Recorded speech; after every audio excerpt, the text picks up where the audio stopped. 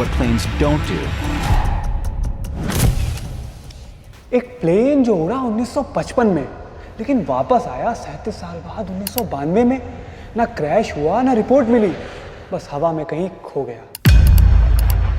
सवाल उठता है कि क्या टाइम ट्रेवल सच है या कुछ और। नमस्कार, मैं आदित्य श्रीवास्तव स्वागत करता हूं द नो कैप की तरफ से एक ऐसी रहस्यमयी फ्लाइट की कहानी में जिसने अपनी उड़ान में कई राज छुपा रखे हैं। 2 जुलाई 1955 Douglas DC-4 flight 914 pan American Airways का एक कॉमर्शियल प्लेन जो न्यूयॉर्क से मियामी के लिए उड़ा। प्लेन में थे 57 पैसेंजर्स और 6 क्रू मेंबर्स, यानी कुल 63 लोग। कुछ बिल्कुल नॉर्मल था, लेकिन अचानक से प्लेन के पायलट का कांटेक्ट टूटा और प्लेन अपने रडार से गायब हो गया।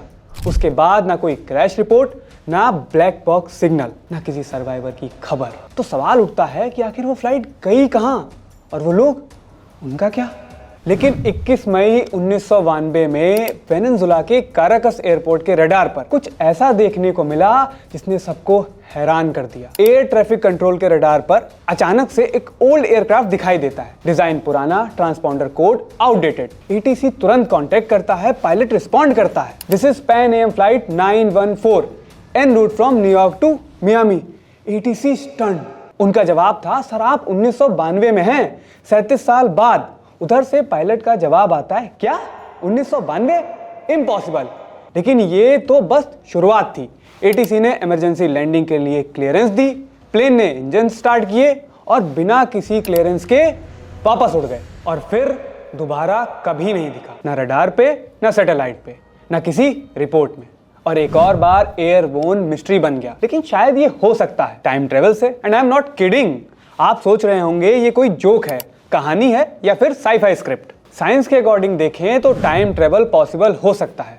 सिर्फ थ्योरी नहीं, कुछ एक्सपेरिमेंट्स ने इसे सपोर्ट भी किया है। आइंस्टाइन की थ्योरी ऑफ रिलेटिविटी के अकॉर्डिंग टाइम कांस्टेंट नहीं होता है। अगर आप लाइट की स्पीड के करीब ट्रेवल करें या किसी मैसिव ग्रेविटेशनल फील्ड में हो, टाइम स्लो हो जाता है और इसे कहते हैं time dilation. 1971 atomic clock experiment. 2 atomic clocks को रखा गया, एक अर्थ पे, एक एयरप्लेन में। रिजल्ट, दोनों के टाइम में नैनो सेकेंड्स का डिफरेंस। छोटा डिफरेंस, लेकिन प्रूफ है कि फ्यूचर में टाइम ट्रेवल पॉसिबल है। लेकिन पास्ट का क्या? साइंस मानता है फ्यूचर में जाना पॉसिबल हो सकता है, पर पास्ट में वापस आना अभी भी मिस्ट्री है। और पास्ट बदलने का मतलब है प्रेजेंट को डिस्ट्रॉय करना, और इसी को कहते हैं बटरफ्लाई इफेक्ट। अब सवाल ये है कि क्या पैन AM 914 वाकई में टाइम ट्रेवल कर गया था? लेकिन इसका अभी तक कोई सॉलिड प्रूफ नहीं मिला और ना ही उस फ्लाइट के दोबारा आने का।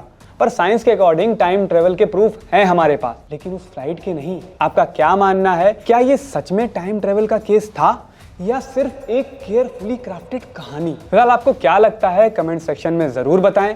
वीडियो अच्छी लगी हो तो लाइक करें, शेयर करें और सब्सक्राइब करना ना भूलें हमारे चैनल द नो कैप को।